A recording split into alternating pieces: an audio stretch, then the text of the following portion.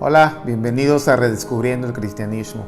En nuestro video anterior estuvimos hablando cómo tanto Adán como Eva tenían perfecta claridad de cuáles eran los propósitos de Dios para con su vida y por lo tal no tenían la más mínima confusión. Sin embargo, se encontraban de una manera neutra y de una manera indecisa, ¿verdad? Tenían delante de ellos el árbol de la vida y tenían delante de ellos el árbol de la ciencia del bien y del mal. Y tarde o temprano tenían que tomar una decisión. Sin embargo, simple y sencillamente no la estaban tomando. Y esa indecisión era una señal muy seria de que algo no estaba nada bien en las vidas de Adán y Eva. Y en ese contexto iniciamos en Génesis capítulo 3, ¿verdad? La introducción de un personaje sumamente interesante que, aunque ya hemos hablado de él, hoy vamos a hablar un poquito más a profundidad de este personaje. Acompáñame al libro de Génesis capítulo 3, versículo 1. Dice la palabra de Dios: pero la serpiente era astuta, ¿verdad? Y aquí nos podríamos preguntar, bueno, ¿quién es esa serpiente? Para aquellos que quieren tomar la palabra de Dios de una manera muy literal, pues simple y sencillamente no hay cabida para eso.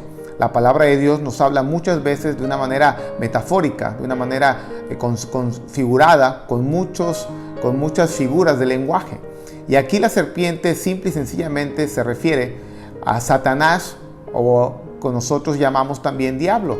Si tú me acompañas al libro de Apocalipsis capítulo 12, versículo 9, para que no haya la más mínima duda de esto, nos dice la palabra de Dios: y fue lanzado fuera el gran dragón, ¿verdad? La serpiente antigua. Esta palabra antigua también significa, del griego, la serpiente del principio, haciendo clara referencia al pasaje que estamos viendo de Génesis capítulo 3, versículo 1. Dice la serpiente del principio, o la serpiente antigua, que se llama Diablo y Satanás, el cual engaña al mundo entero. Fue arrojado a la tierra y sus ángeles fueron arrojados con él.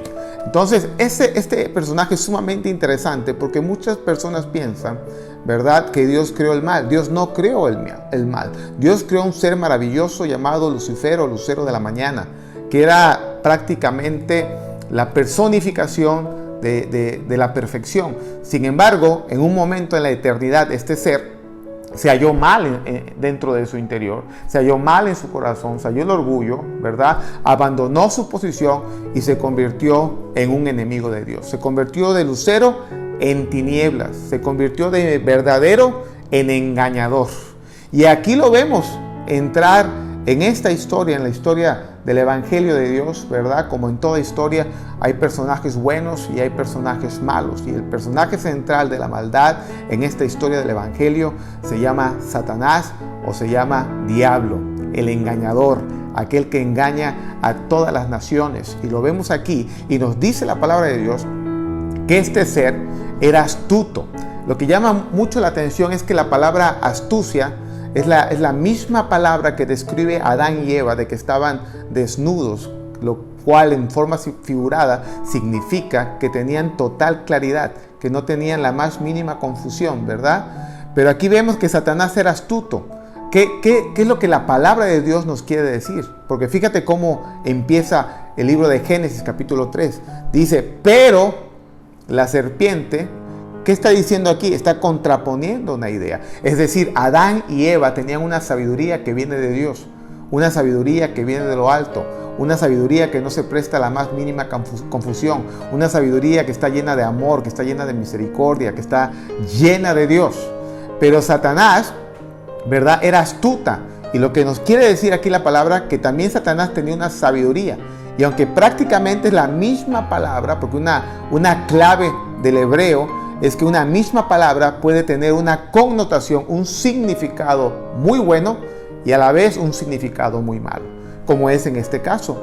La palabra arum, ¿verdad?, que cuando se aplica a Satanás, estamos hablando de una sabiduría terrenal, de una sabiduría diabólica, de una sabiduría astuta, ¿verdad?, que en este caso Satanás la estaba aplicando ¿para qué? Para desviar a los hombres de la sabiduría que Dios les había dado. Entonces, qué interesante es ver este personaje y qué interesante es poder entender la palabra de Dios. Entonces aquí entra este personaje, ¿verdad? Llamado Diablo o Satanás, que es un adversario de Dios. Y la segunda gran pregunta que nos hacemos es cómo Satanás, cómo el diablo logró entrar en el jardín de Dios, ¿verdad? Muchas personas simple y sencillamente no han podido responder esta pregunta. Por eso es tan importante conocer la Escritura y es tan importante conocer quién es Dios, cómo actúa Dios, ¿verdad? Y conocer la función de cada uno de los personajes que encontramos en la palabra de Dios. ¿Cómo le hizo Satanás para entrar en la casa de Dios? Y esto es sumamente interesante porque yo te estoy diciendo una cosa, ¿verdad?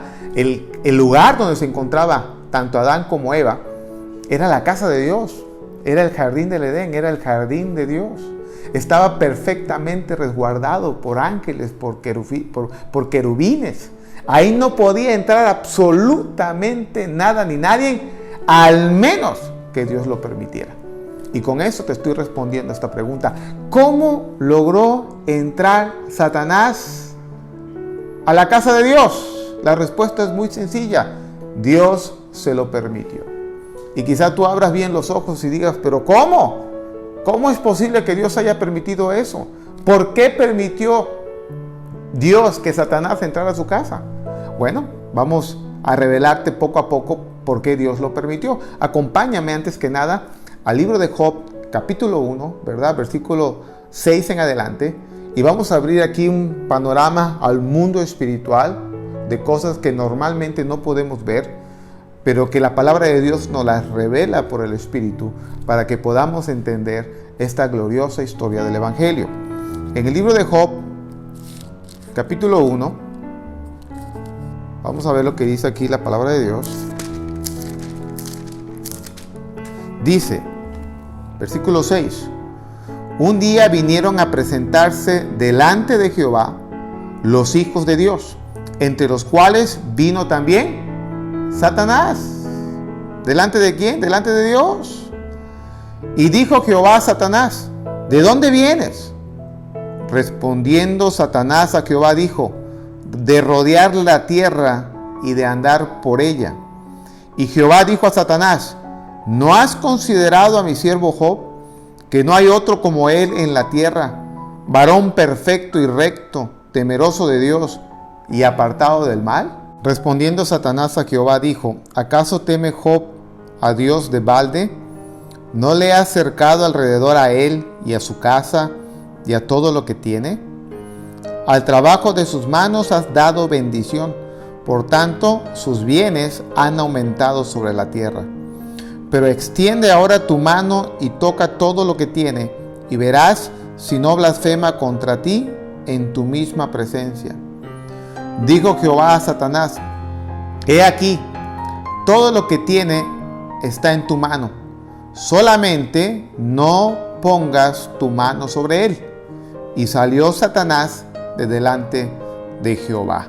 Y aquí podemos ver de una manera clara, ¿verdad?, cómo se corre el velo y Dios nos concede ver lo que pasa en el mundo espiritual. Y vemos claramente una verdad muy preciosa. Dios es un Dios soberano. Él tiene el control absolutamente sobre todas las cosas y sobre todos los seres que Él ha creado. Aunque Satanás es un diablo, es un acusador, y como su nombre lo dice, Satanás es un adversario y es un enemigo de Dios, ¿verdad? Aún así, Él está sujeto.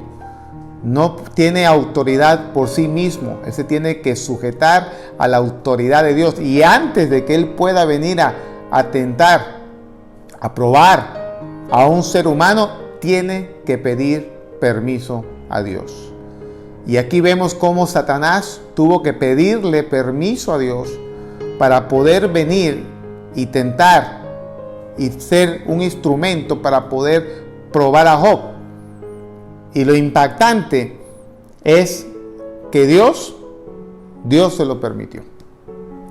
Ahora, aquí podríamos aplicarlo perfectamente a la historia de Adán y de Eva y entender cómo fue posible que Satanás pudiera entrar a la casa de Dios Y la respuesta que te daba era porque simple y sencillamente Dios se lo permitió. Y Dios se lo permitió por dos razones. Una, para probar el corazón de Adán y Eva, para ver si verdaderamente, como te decía en el video anterior, ellos estaban realmente dispuestos a amar a Dios por el resto de la eternidad. Porque la historia del Evangelio es la historia de amor, de un Dios totalmente enamorado del ser humano, que desea de todo su corazón que sean sus hijos, que sea su esposa amada, ¿verdad? Y Dios está totalmente dispuesto a pasar la eternidad con el ser humano. Pero la gran pregunta es entonces si nosotros como seres humanos estamos realmente dispuestos a amar a Dios por la eternidad.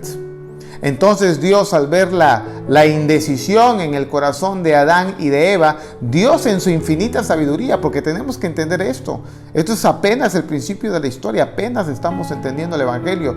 Dios en su infinita sabiduría permite que Satanás entre a su casa para que por fin sea revelado lo que había en el corazón de Adán y de Eva.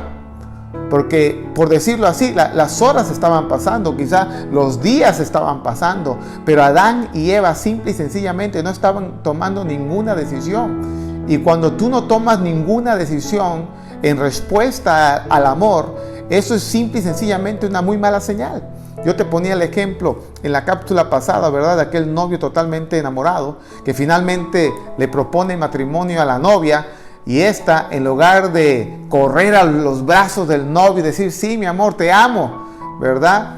Esta dice, muestra indecisión, muestra como, déjame pensarlo, ¿verdad? Dame un mes o dame 2 semanas, dame 2 meses. Y vemos que pasan 2 meses. ¿Y qué pasó, mi amor? ¿Te vas a casar conmigo? Y esta persona no responde. Esa indecisión es una terrible señal de que algo está muy mal. Porque cuando alguien te ama, no va a dudar cuando tú le propongas matrimonio. Apréndate esta lección, varón. Si algún día le propones matrimonio a una mujer, no va a dudar. Si verdaderamente te ama, inmediatamente te va a decir, sí, mi amor, contigo hasta el fin del mundo, hasta la eternidad. Pero cuando te empieza a dar largas, aguas. Es porque seguramente algo más trae en su corazón. Es lo que dice el libro de Santiago también en capítulo 4. Versículo 8, él le llama de otra manera, pero es sumamente interesante entender esto. Santiago 4:8 dice, acercaos a Dios y Él se acercará a vosotros. Pecadores, limpiad las manos, y vosotros, los de doble ánimo, pecadores de doble ánimo, ¿verdad? Purificad vuestros corazones. ¿En qué está siempre la disyuntiva en el ser humano?